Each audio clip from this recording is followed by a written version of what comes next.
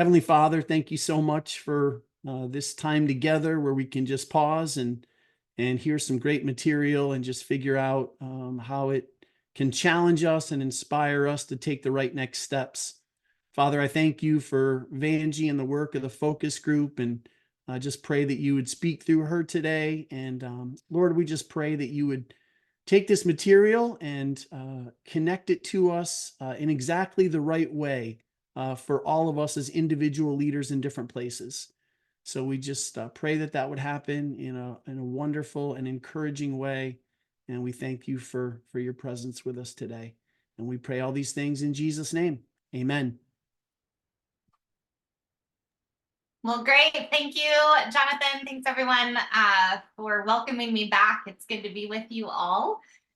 Greetings from the Pacific Northwest. It's like we're just invading today. I live in Camas, Washington, so just across the water from Portland, where I wore my winter coat this weekend while it was so windy and stormy. But it's always a delight to be with you. And so just today, like Jonathan said, we're talking about major donor and what does that look like as far as relationship-centered kind of engagement and leaning into that with our major donors. So I want this to be interactive. So like Jonathan said, please use the chat to throw things in there. And as I see, we'll kind of lean in and jump into that, but we'll definitely have a time at the end for questions as well as those pop up too. So just a little bit about the focus group.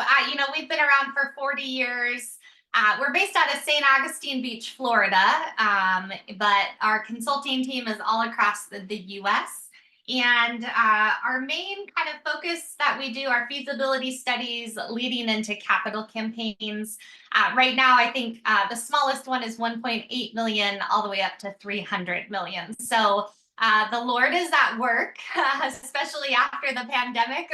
We have seen a huge influx of generosity, which has just been this momentum around capital campaigns. And they're really exciting to see how the kingdom is growing.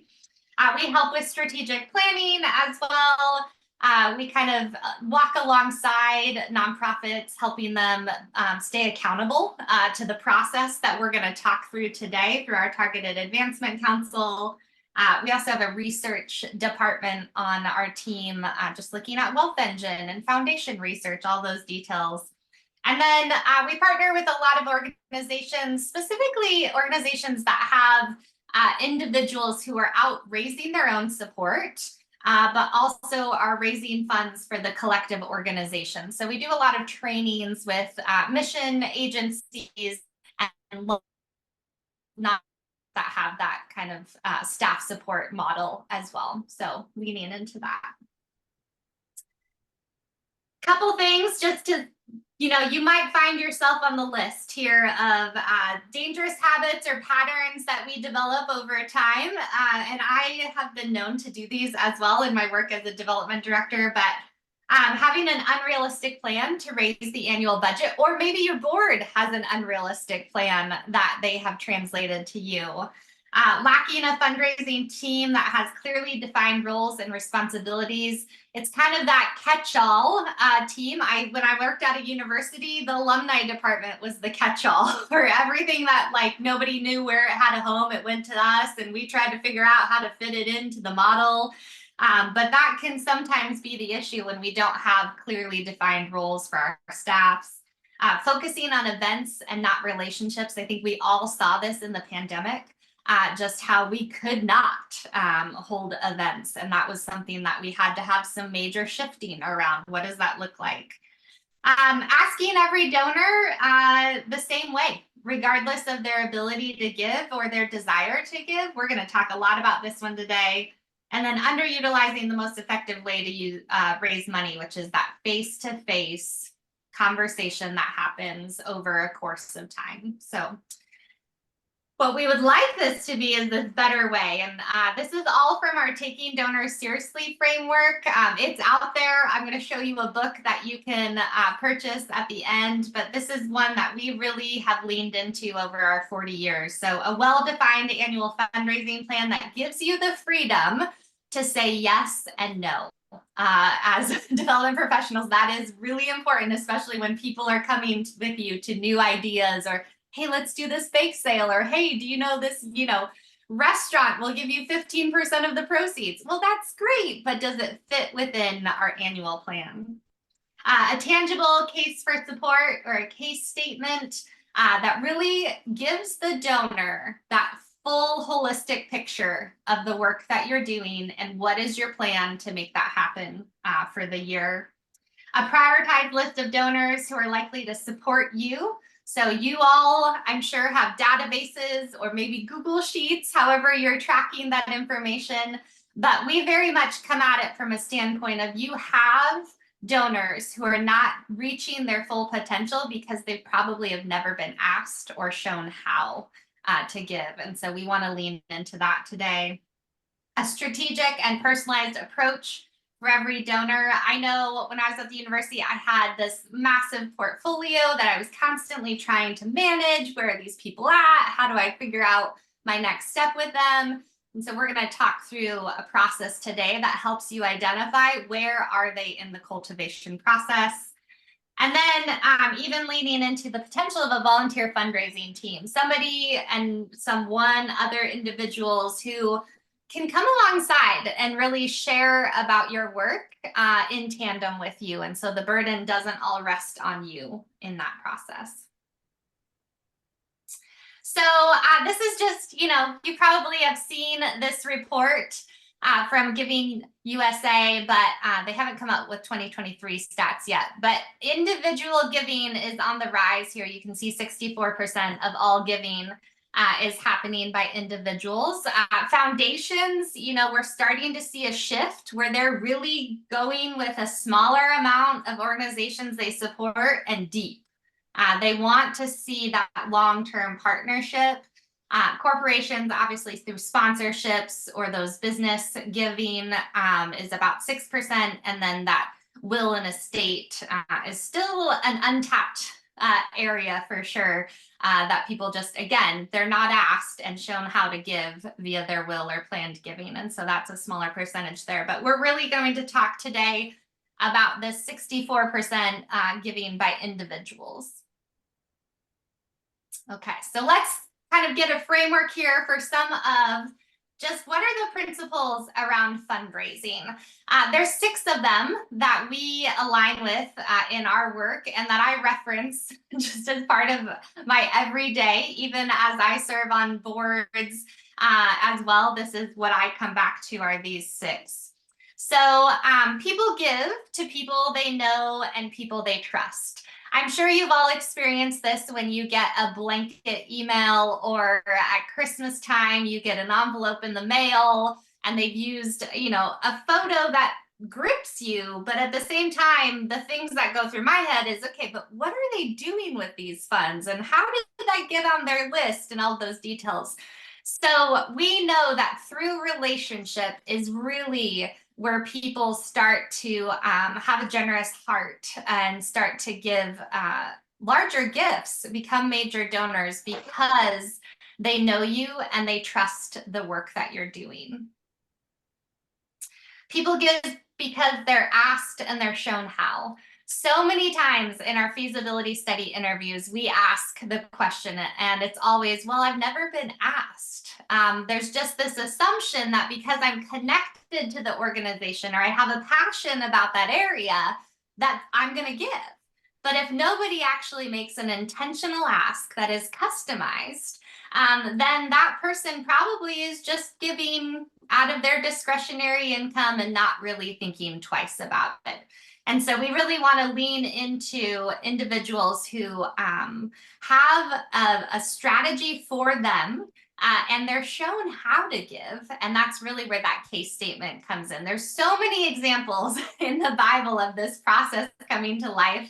So you could do a study kind of on all of these 6 principles throughout the Bible, but it is one where we really have to make the effort to ask. And the timing of that, of course, plays a big role in this too.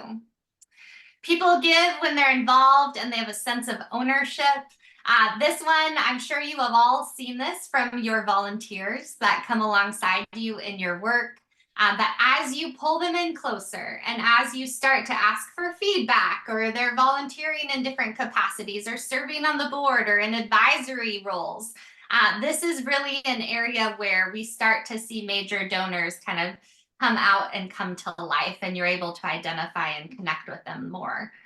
And so this is one that I bet if you kind of wrote some names on a paper, you could identify who are those donors that have a sense of ownership. It's that shift in language from you to we. When they start talking about the organization of we get to do this, we serve, we minister, that is when they really are starting to have that sense of ownership. And I listen for that all the time with donors. I want them to be in that place of we, because I know then that they're coming alongside the work and it's not just us carrying out a calling. Giving is a way of life. We know that there are generous people out there. And we've also probably all have experienced the effort it takes to try to make somebody a generous person. And if you have stories like me, I've seen it work really well, where I've been able to see a generous kind of spirit come to life. And I've also seen the door shut, where it's just somebody who doesn't give. I can name so many philanthropists who have a generous heart, and others we don't see at all. I always think of the Amazon example, right? Mackenzie Scott, she is out there. She is a giver. Jeff Bezos, I don't know, right? Like more of a pressure giver, but definitely not someone who's out there living a life of giving. And there's been a lot of stories recently of individuals who have passed away and they have left large amounts in their will and estate to charity, being very intentional about that. So it's something to keep an eye on, and there's some cues that you can listen for. Is this a giver? A no is never forever. This one is a hard one for us to learn sometimes when we get that no. But it is definitely something that it always has a context to it. So maybe they're in a life stage where, you know, they've got a couple weddings coming up, or they have a kid in college. And yes, we will have this slide deck, and recording will be available. I just saw that pop up in the chat. But a no is not always forever. So learn what the context is, and that's where the relationship really comes into play. Making an ask of somebody who you know is sending 2 kids to college this year, or maybe they're in the process of selling a business and they're just consumed with all of those decisions around that. That really is important. But I once had an individual who had been giving historically for 12 years, and they came onto my caseload, and I had them for a couple of years. And then they told me no for an annual ask. And I was crushed. I mean, I thought I had done something wrong. I was analyzing my process. If you know the Enneagram, I'm a 6. So I was playing it over and over and over in my head. What could I have done differently? And I stayed in relationship even though I got a no. And it just was a business circumstance for them. 2 months later, they said, you know what? We weren't able to make that gift then, but we are now. And I had stayed in relationship. I hadn't written them off. So it's really important to lean into that. And yes, being a 6 is the best. We are the best, but man, some days it is hard.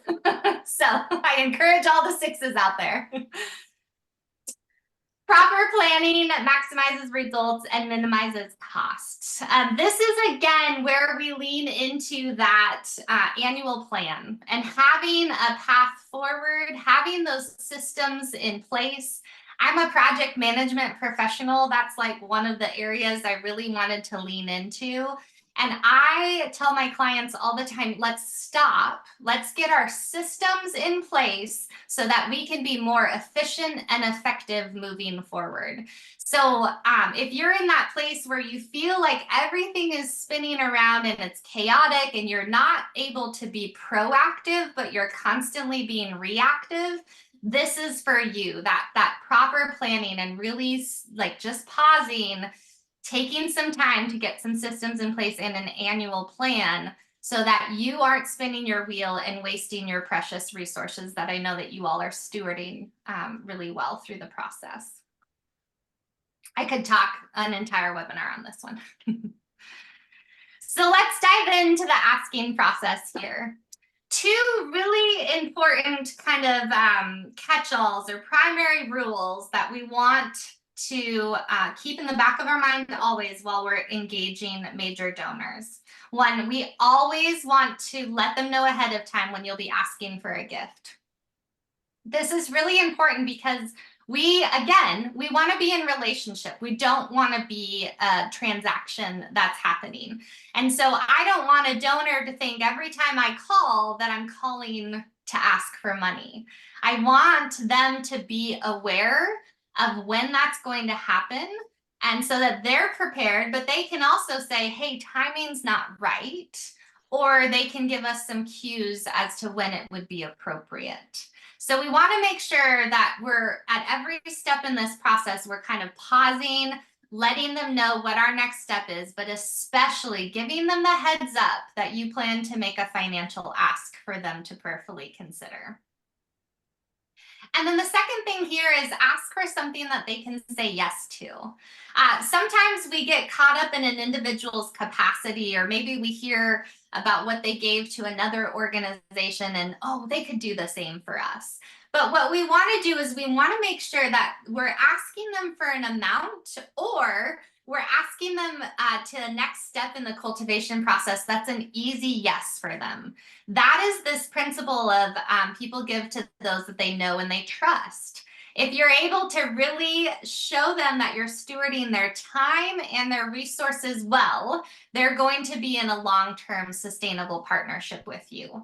And so we want to think about that. So in this instance, it could be somebody who has capacity, you know they have capacity, but you're not sure where their passion areas lie. You're going to work through that through the cultivation process to get to know them a little bit better before you make an ask. But you're probably not going to ask for their largest gift ever. You want to kind of think through, how can I make an ask that I can show impact and I can steward their gift well, and that will translate to a next ask and a next ask down the road. So these are two things that just at the back of our minds, we want to make sure that we're always thinking through as we're developing strategy. Okay, so the 4 stages to the asking process.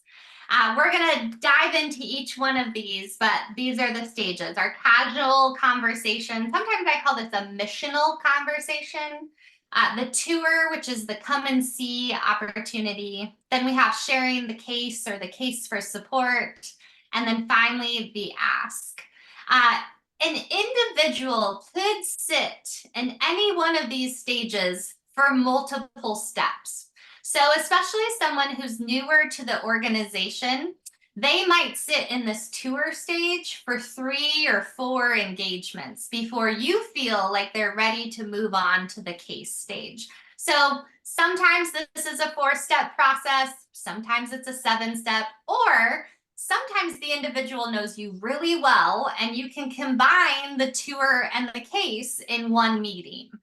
Every individual, though, is going to have a little bit of a different approach based on how well they know you and how connected to the organization they are. So as we lean into this, I just want to talk about this preparation piece of what are the kind of 4 steps as you lean into the stages of the asking process. The invitation, the goal is always to get the appointment. It's not to get a gift. It's to get the appointment, and that's where we really land on this invitation step. We want to use their preferred method of communication.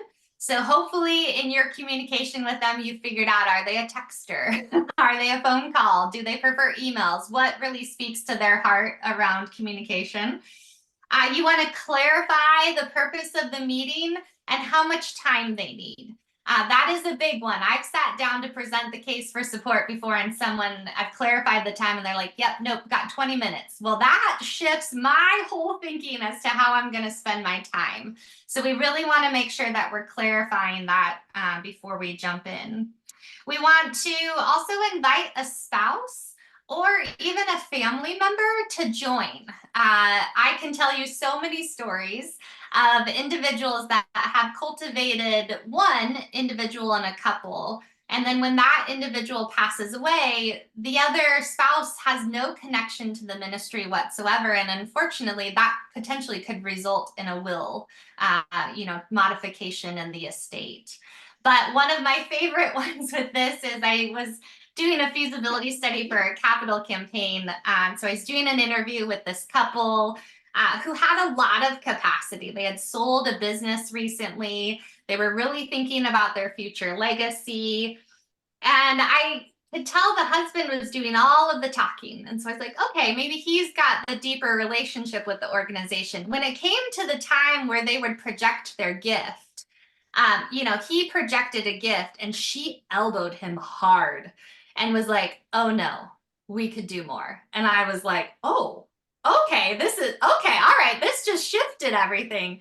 Well, in the end, they actually tripled what they had initially projected because both of them were being cultivated by the organization. And she really could see how her passions were being met by this organization through their work. So what I'm seeing too is I'm seeing family members having kind of a role in that too. So if you think of multi-generational giving or an individual who maybe is getting up there in their years, bringing along a child of theirs to just be a part of the process as well is really things. So think through who are the individuals that need to be a part of it. Number 2 is the preparation. So we think about the art and the science. Who is the person that has the best relationship with them? It could be a board member. It could be a volunteer. They're the ones that need to initiate kind of the next step and steward these individuals through the process. What are they passionate about? And what's the best context for the meeting? I always say it's great if you can get people in their vacation homes. Offices are not good places to have meetings because they've got a lot of noise and distractions. But if you can get them into their vacation homes, which I don't actually know what that means for you all, maybe it's the mountains, right? People are more relaxed and they're not having all of those distractions. And they really are beginning to think about their giving differently in that way. So how can you meet them in their world? That's kind of the art of it. And then the science, really thinking through, what have they given to us in the past? What passions have they told us about that align with where we're headed or where we could make some impact stories or share with them? What's going on in their lives? What do we know about where they're at in this season of life? Those all kind of fall under that preparation to help you. Then obviously getting the meeting, we got what things that I'm going to walk away as kind of my next step. What is the hope that I have for that next step for them? And then, of course, the follow-up piece, the greatest failure in fundraising, I think, is follow-up. I don't think we do this well. I think even after events, we're like so on to the next thing and we're so exhausted from the event that we just check a box. When in reality, follow-up is the most important. Acknowledging their time, saying thank you, sending a follow-up article or detail about what maybe they spoke to, but giving them some more to chew on and continue that relationship with you. Obviously, the follow-up to when they make a commitment is really big, and we'll talk about that. But I think follow-up is where I hear from donors, there's just this lack of, oh, I wish I went to this event, or I heard this amazing story, or I experienced this incredible tour, and then it fell flat. And so we really want to think about that as we're customizing a plan for donors. Okay, so the first step here is this casual conversation. This is your missional conversation. This is who you are. It's short. It's really the purpose is to get them to the tour. But we want to make sure that they just have that relationship with you, that initial piece. So maybe there's a project you want to highlight. That would be your casual conversation. Or maybe somebody has introduced them to you as an organization and you just want to quickly go through, this is who we are, but I'd love for you to come learn more. I'd love for you to come and see. And so that's this casual conversation piece. The next one is the tour. And the tour is really the come and see or the experience of learning more. And during the tour, we are going to just be listening and watching. How do they interact with what they're learning or what they're seeing? Are they asking specific questions as they go through this? This will help us customize our case for support presentation. But this is an opportunity for you to get to lean into their passion areas or discover their passion areas. So some different tours could be events. I think events are great ways to pull people in and their acquisition typically, right? And so inviting someone and saying, I want you to come. I don't want you to give though. I want to present the case for support to you at another time, but I want you to come and see the work that is happening. That to a donor, whew, that just took a lot of pressure off, right? And that also sets you up for that next step of a case presentation after they're attending your event. So you've got some great built-in next step follow-up there. But maybe it's maybe you're a food bank and maybe it's a food distribution day, or it's an opportunity for them to come volunteer. Think about those different things that you already have that you could easily bring someone along to participate in. Maybe it's a location tour. If you have a facility or a building, this one is always an easy like yes, especially if you're thinking about, oh, we're busting at the seams, we need more space. Getting donors through the door to see that is really, really great. I have a client I worked with, and when you walk through their building, they have metrics on computer screens of all of the things that are happening with the food pantry and the backpack buddies and the clothing distribution. And that speaks to donors to see how much activity is happening in this very small space. But it's very unique to them. They are metric heavy. And for their donors, that actually speaks to a lot of their love languages with communication around that. Maybe you're an international or a ministry that has multiple locations, or maybe part of that is you take people out to do service projects. Think about that from a vision perspective as well. Is there an opportunity to bring people along? And then people, we don't always have buildings. And so we want to make sure that we have other tour opportunities. If you don't have a specific location where your work is happening, maybe it's a staff member who has an incredible story, or a caseworker who can share some stories of what they're receiving as kind of the need and how you're meeting those stories of transformation. Or maybe it's even partners that you work with. One of the organizations I work with is the Jesus Film Project, and they have 1,800 partnering organizations that they work with. We highlight those partners all the time because they're the boots on the ground that are really using the Jesus Film. So think kind of broad too as you're developing these tours. What could that look like? So I'd love to just take a moment here and kind of think through, what are your organization's tour opportunities that offer a come and see experience for donors? Maybe they already exist, or maybe you're in that spot of you're like, ooh, we don't have one. We need to begin to think about one and think about a couple options based on that donor. I just did a tour with an equine therapy group, and we actually crafted a tour walking through their barn facility. So there are ways that you can engage your board in this and take them on what maybe a tour would be, and let them kind of help you determine what's the important thing that we want to communicate at this stop. Or who are those individuals in our organization that really can tell their story well? Or are there clients that are willing to share their story of transformation as well? So just as we're thinking about that, let's throw some things in the chat. Just off the top of your head, are there different tours that are coming to mind as we're talking through this element of the process?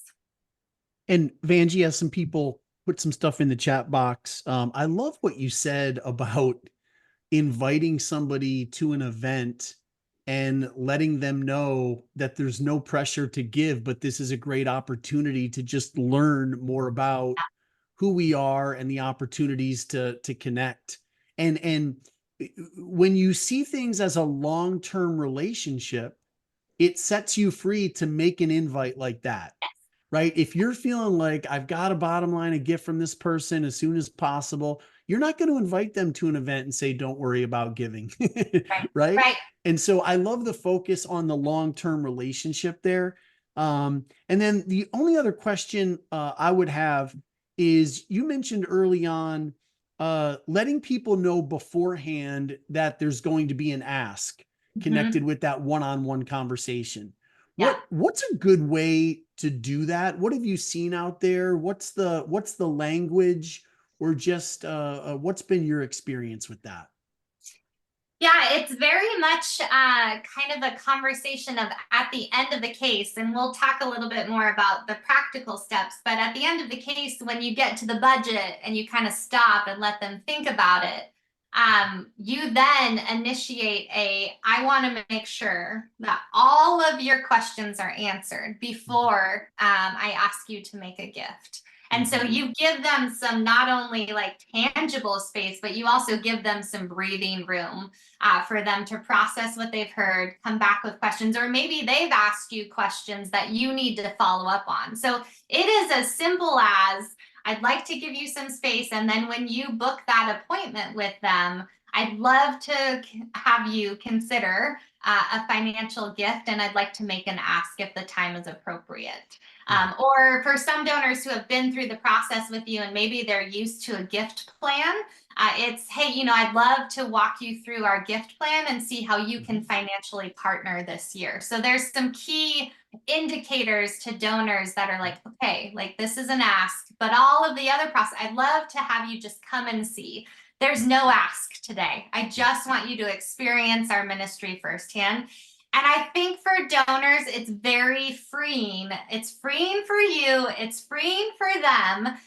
But then it also speaks to them as they're not an ATM. Yeah. And you're more likely to get reaction. They're more likely to pick up the phone when you call, to respond to your texts, because I know that all major donors who, there could be somebody next in line outside the house waiting to come in to have a conversation with them. And so you're treating them differently because you're in partnership and relationship with them. Yeah. Great. Thank you. So we've got some tours here. It looks like we've got a year-round camp retreat center. Amazing. Amazing. Yep. Yeah. Having kids come, or having people come and experience the kids firsthand, getting to see. Young Life does this really well with their adult guest program. Encourage you to lean into developing your tour so that others can also give it too. So think through, like, who are the people on staff, or are there board members that should come alongside and be a part of this tour? We can do, let's see, tour centers to see how you're serving. Volunteering is a tour, right? Like that is an opportunity for them to come and see, getting in. Let's see. Yes, kids are great. I work with the MomCo, which is MOPS. They've just transitioned. Mothers of Preschoolers are now the MomCo. We do a massive tour at MomCon, which is their big annual conference, which, my goodness, 5,000 women without their families and husbands. It's quite the sight to see. But we bring their donors alongside, and they come a day early. And so if you have an annual retreat of some kind or an event, you can think about how can we tack onto this maybe a tour aspect for people to come early or stay late or build something into that program as well. Scheduling calls with missionaries, yes. Zoom town halls, those are tours. Missionary Q&A time, those are great tours. If you feel limited and you feel like, wow, this is hard for us because either we have a confidential kind of layer, a story is a tour. Is there a way that you can bring that to life through a video? Or is it just, working on making sure that your storytelling communicates that individual's story really well? But videos are also tours. I think of videos for capital campaigns, especially like the synopsis of the video time lapse. I had one client do a time lapse of their food pantry line, and just the number of vehicles and the volunteers running all around, like that's a tour. If somebody can't come and be in person, that's a great one too. So you want to be thinking about what are those tours that people locally can attend, and then how can you translate that maybe to a virtual environment too if your donor is not local around that? How can you bring a tour to them or communicate that via Zoom as well? Those are all really great tours. Asking them to come and help pack goods and equipment that we're sending to our mission partners, yes. That also gives them ownership too in the process too. So that's great. Prayer teams, that's a tour. I mean, we all know we have prayer warriors in our lives. That's bringing them in closer. They're seeing the needs of the organization firsthand, and they're able to walk alongside you through that process too. So that's a great opportunity as well. All right, so as we head into sharing the case, Jonathan, I'll let you just mention the webinar we did on this one. Yeah, so Vangie taught a class for us last year called Preparing a Case Statement, and she covered the 10 elements of a great case for support. So she's going to talk a little bit about that just generally today, but really encourage you to hit the resources section of our website, go back and watch that session. And we also, Vangie, included in that some stuff from the focus group, a sample case statement, and some other details that you feel like are important. So again, that's at the resources section of our website. Be sure to check that out. Right. So at the end of the tour, your next step is either do they need another tour? Are they still asking questions that maybe are unanswered, or they gave you another passion area you want to lean into? Or are they ready to see and hear the case for support? The case statement is really an opportunity to affirm your mission and vision in a written presentation format. It also kind of looks at what are those outcomes that a year from now I can go back to a donor and report on. And some of your donors think with their head and some think with their heart. And so we need to be thinking about that as we're building out our case for support, is how do we speak to both of those types of individuals? It creates buy-in by key constituency. They are leaning into this and they have a full holistic picture of your year. So that's really what we're talking about, is an annual fund case statement that kind of outlines what your year looks like. It demonstrates organizational competence. The first time you present a case to a donor, they might be a little bit blown away, which I love. But for them, they maybe just get an email from somebody making an ask, or they maybe like lean into it and they're like, ooh, I need more. I need more context. And so the case statement really helps with that. It re-examines any strategic assumptions that you have from previous years, where you're headed. It reaffirms your vision. And then it obviously just kind of leans into that leadership effectiveness. You have a plan in place. You have mapped out how you plan to get to your annual fund goal. It's not just a goal that, you kind of threw on a board and decided you would lean into that. So just really quickly, what is it? It's an articulation of who you are and where you're headed. It has a budget and proposed strategy to help you get to that needed fundraising that you have. So this is that being asked and shown how. It's showing individuals how you plan to get where you need to be for the year with your funding needs. You have deliverable and measurable outcomes. Out of this is your major donor annual report. It just comes right out of the case statement. You've already identified where you plan to be a year from now, and that's kind of where you can build your annual report on. How is it used? It's not a mass marketing tool. It is purely used for one-on-one or one-on-two, sitting down and walking people through that case statement so that it's an interactive presentation with them. And they've been told ahead of time that this is a fundraising conversation, right? We've told them, hey, we're going to talk through our case for support. Today, I'm not going to make an ask, but I want you to see where we're headed. And then who's it for? It's for major donors. It's for those individuals who are giving 0.5% of your annual budget and above is how I would look at that. So as you're thinking through, how do I kind of know who those people are? It's not your monthly donors necessarily. They're more of your group strategy or your one-off, your Giving Tuesday asks, even some of your event people. It's those individuals who have capacity to give a larger gift and really impact that annual fund. And so for some of you, it could be 50 people and you're presenting the case 50 times throughout the year.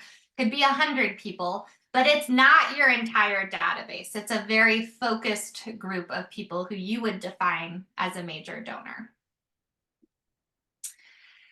And then, like Jonathan said, we dive deep into this in the webinar and look at a lot of examples, but these are the 10 elements that build out a case for support. So it is different than a one-page kind of project synopsis. This is something that you really take 20 to 30 minutes to walk through a donor with and think through this. So there's a theme for your year. Sometimes that correlates to any events that you have. You're identifying what is the need that you are meeting. I always like to say, I want to walk away from a case presentation learning something new that I want to go tell my friends and family. I want to understand a part of our world in a deeper way, and that's where the need section comes to life. Mission, vision, core values, who are you? The lifetime value, you get to tell a story of transformation. You get to tell the work that you're doing through story, highlighting your program, highlighting your accomplishments. We don't do this well in the faith-based nonprofit world, but we need to. We need to start telling our story. We do it for foundations, but we forget to do it when we're talking to donors. And so it's okay to tell your accomplishments because donors want to see that growth. They want to see that progress. And you're stewarding that major gift well by telling them that. What is your vision for the future, for this year? What do you plan to accomplish? How do you plan to grow your programming? Is it staffing needs? Is it additional people served? What does that look like? What's the budget? The very simple, high-level budget. You might have accountants and CPAs who are your donors, and that's okay because you'll come prepared with more information for them. But for the average giver, it's a high-level budget of how you plan to make this happen. What the gift plan is, and I've got an example of that. And then who are the leaders around this work from a board perspective and from your staff?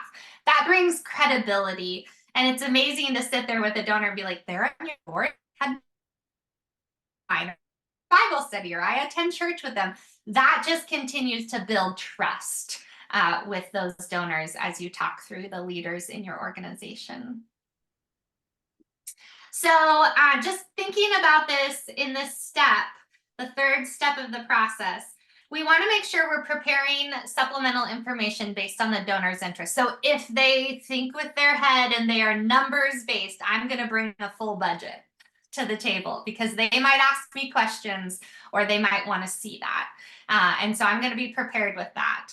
Or maybe it's a different story that I'm going to tell based on what their passion is. Something that they told me in the tour that maybe isn't represented in the case, but I have a story update that I can provide. Or maybe during the tour, they asked some very specific details about some of our programming. When I get to that section of the case, I might have some one-pager additional materials that I'm able to share with them through that. You want to practice, you want to be well versed in it. If you are co-presenting the case for support, you want to make sure your transitions line up.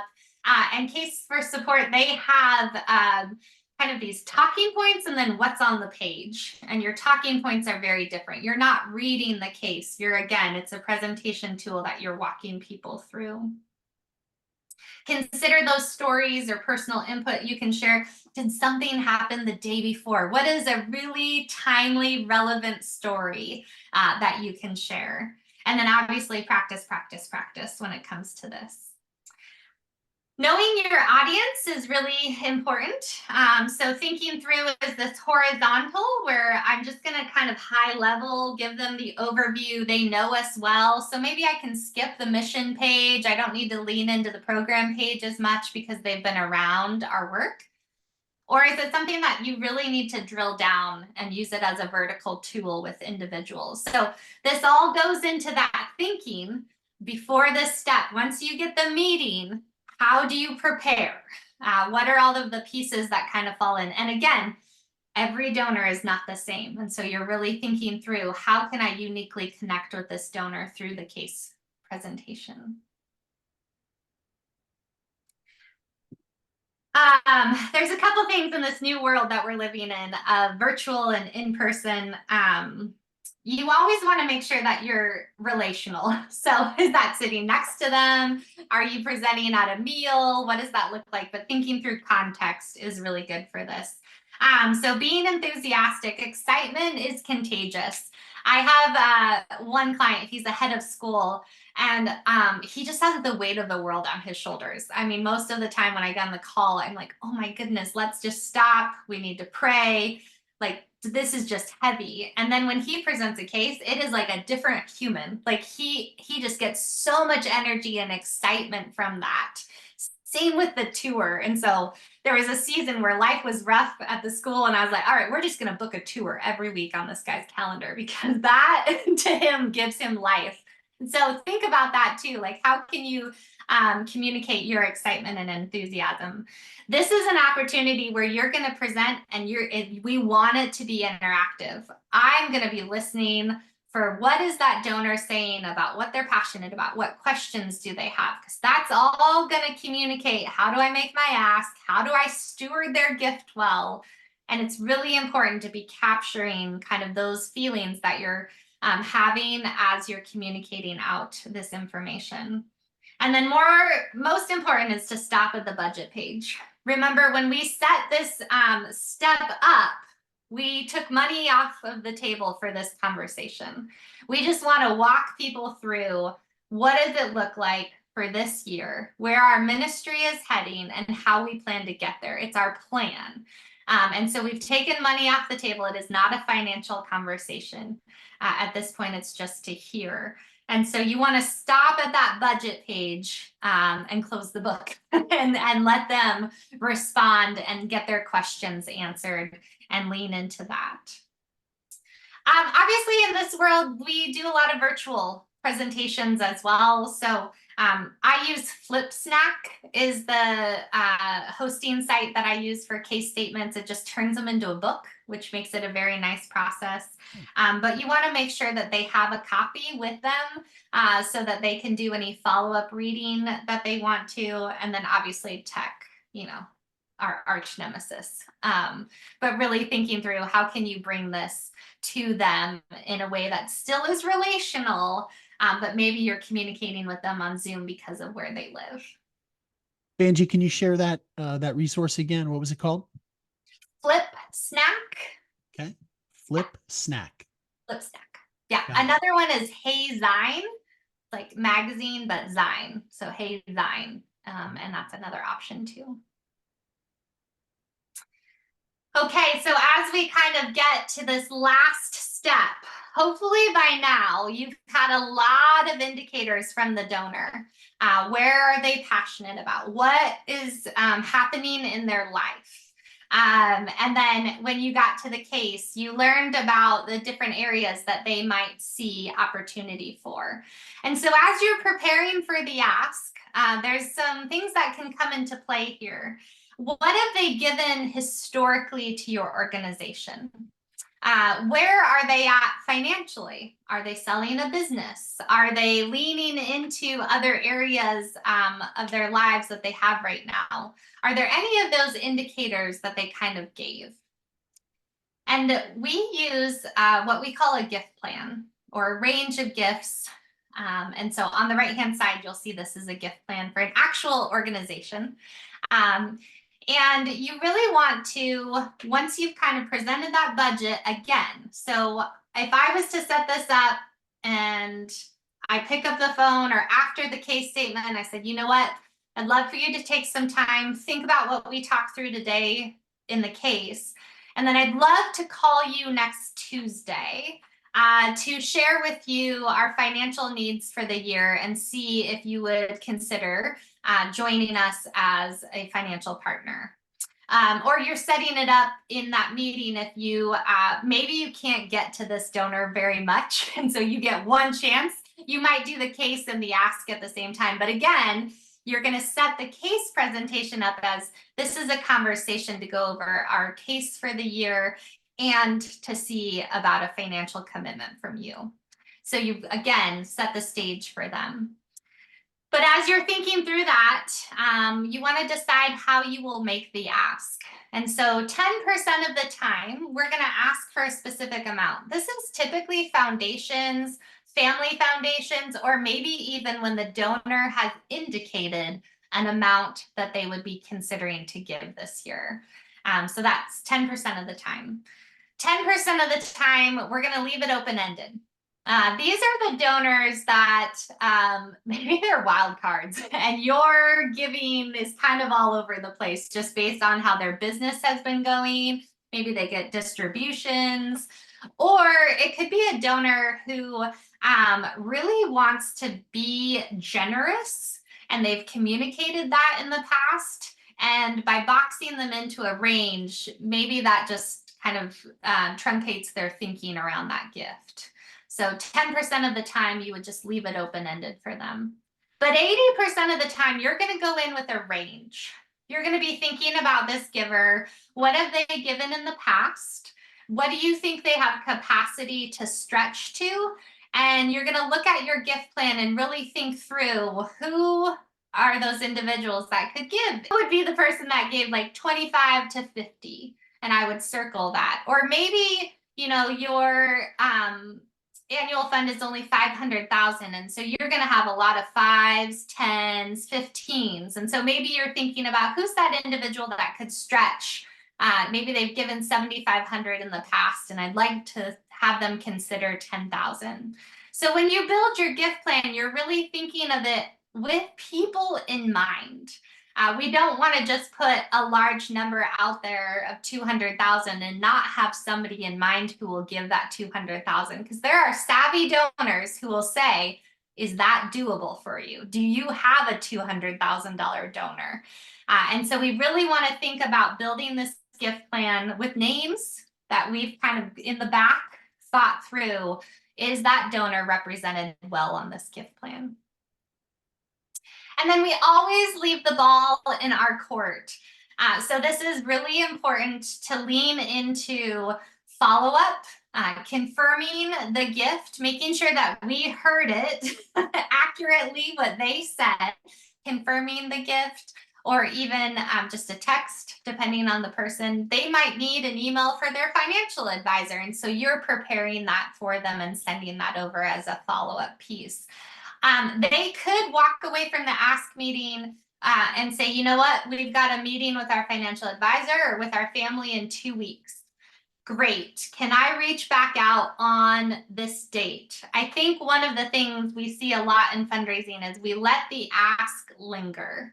And we want to capitalize on the momentum that has come from the case statement. So you want to walk out of that case statement presentation with an appointment for the ask, and then you want to set a follow-up date of when you plan to reach back out. That way you're not playing tag every week and trying to connect with this donor. That's honoring of their time, and they also are honoring of your time in that process. So it's really important to walk away with that. All right. Well, when the donor agrees to make that gift, follow up as you said you would. Did they ask any questions that are looming that maybe they need additional information on? Follow up with a note stating that commitment. Document the commitment for your records. Because the great thing about that is then when you go to present that case to the next individual, you get to say, you know what, of our total need, we're actually halfway there, or we're 60% of the way there. We've got 35 donors who have already come alongside us.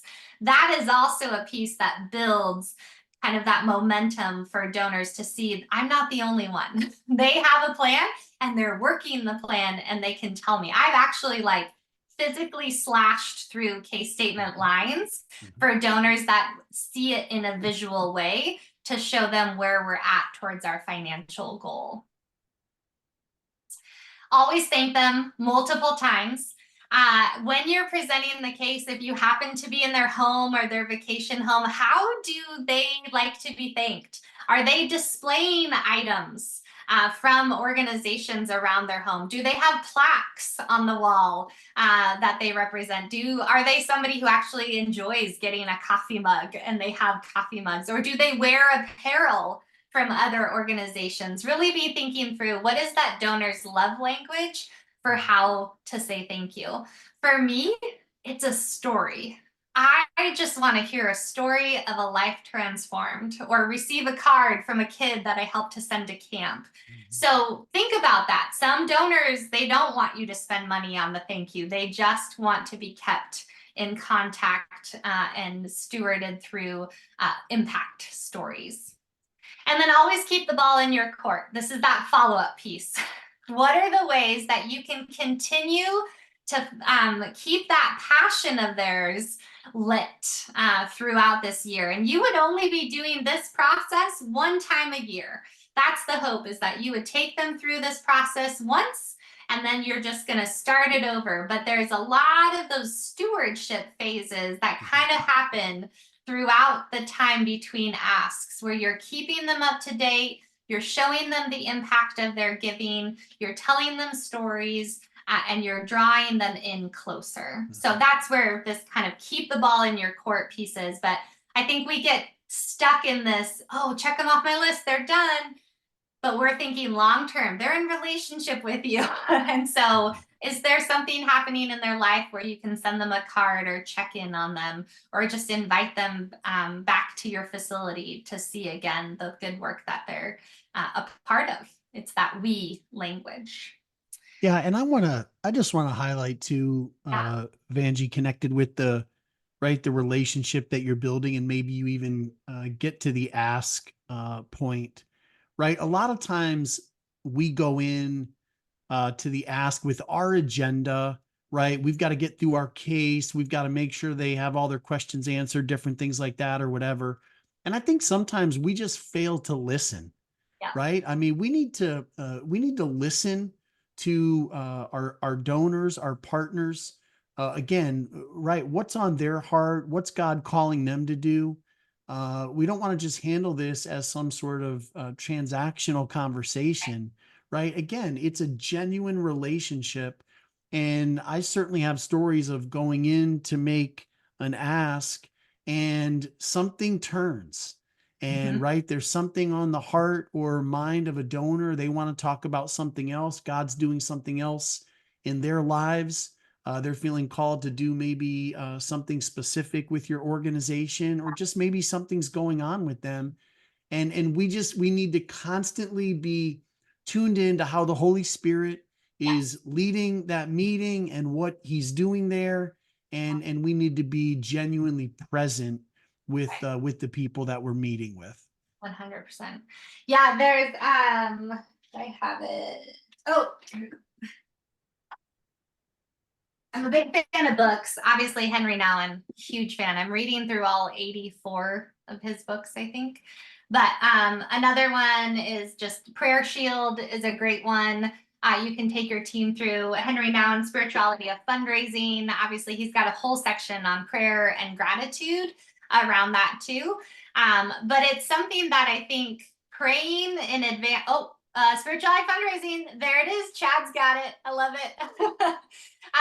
But praying before your meeting praying as you're preparing with your team, thinking through like, okay, Lord, like, what do you have for this donor next? And then obviously praying with the donor. I've been in some incredible moments where maybe that takes over and they just need us to be ministry at that point, and take off our development hat and take on our just a partner in Christ hat with them. And so be willing to do that, be willing to let the Spirit lead, because I think you will be blessed for that as well, through that process too. So that's great words, Jonathan, for sure. If you want another book, here is Brad Leyland is our CEO. And he took everything, taking donors seriously, and put it in a book along with a whole bunch of stories.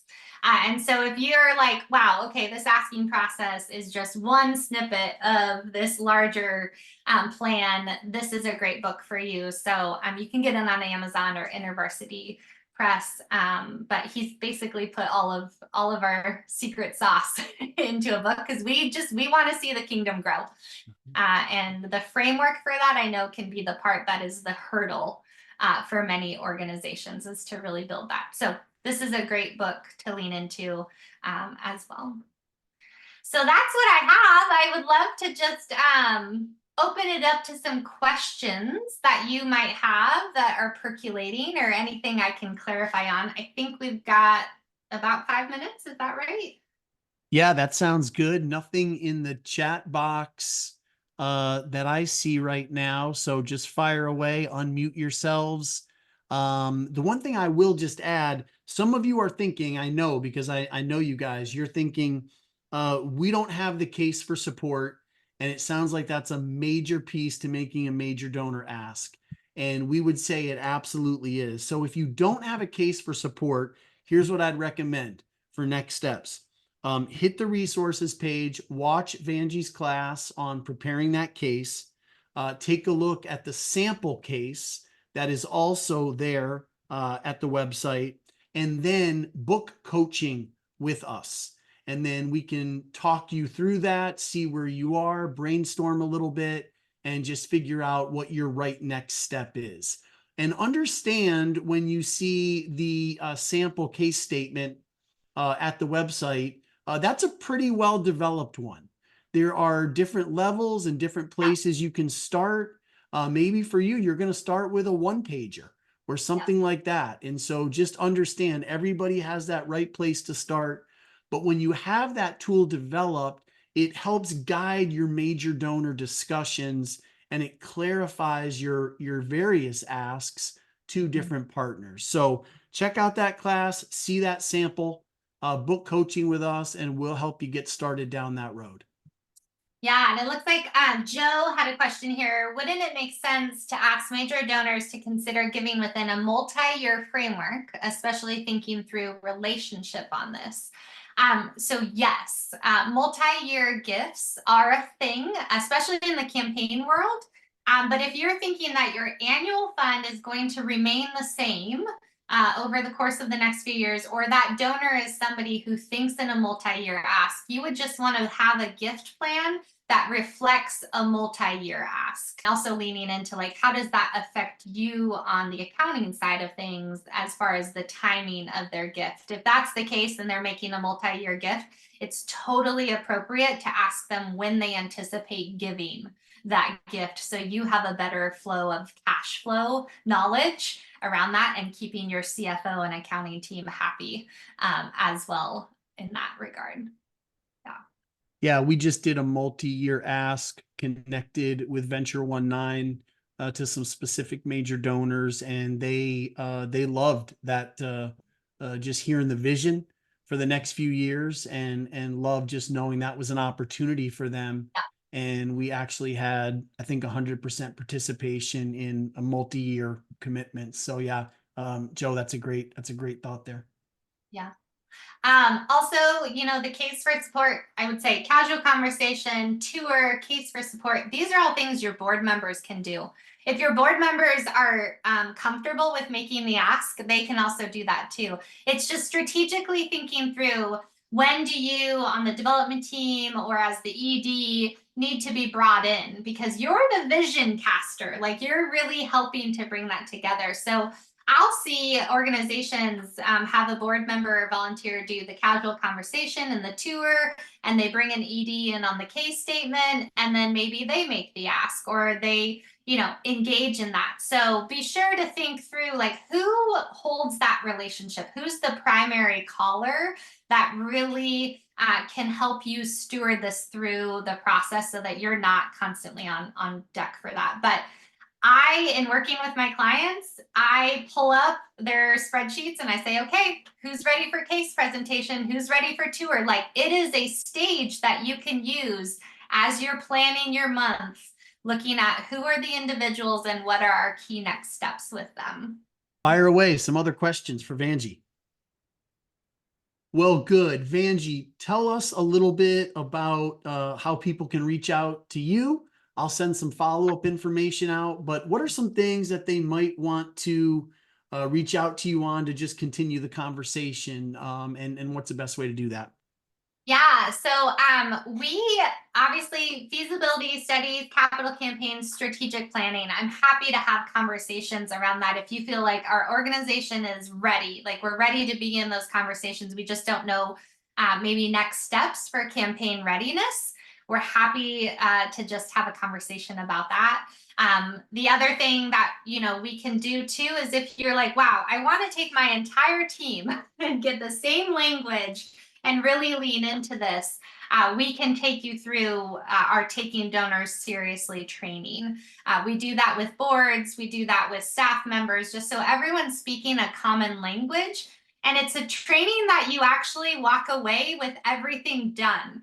You've analyzed your prospect list, you have your case for support, you have your tours, you have your annual plan, and you have volunteers identified who are able to come alongside you in this work. So it's not training that you just get to sit and listen, it's interactive, you walk away with deliverables. So would love to chat more about that. I'll put my email here in the chat and feel free to reach out if you've got additional questions about today as well. I would love to lean in with those too. All right, it's 11:16, which means we need to be done. And so thank you so much for joining us today. Let us know how we can continue to journey with you and help in every way possible. Vangie, thanks so much. Great material. And Vangie, could I ask you to just pray for these leaders and just close our time together? Yeah, for sure. Thank you. Our Heavenly Father, Lord, we know that the individuals on this call, they are the hands and feet of you. And so, Lord, we just ask that as they start to think about their major donors, who they know already, who maybe needs to be cultivated to this level of giving, that you would give them wisdom, that you would give them space and capacity to stop in their day and really put a plan together for each donor. And Lord, that through this process, you would bless the work of just their teams as they lean into this. I just think of so many donors who I've interacted with, Lord, that are looking for opportunities to help continue to grow the kingdom. And so just the harvest is ripe for that. And so we just ask, Lord, that you would give these leaders capacity and space to do that. We thank you for each one of them living out their calling through the work that they're doing. And we just ask that you would put a person in their path today that would offer an encouraging word that they need. We give these things to you in your name. Amen.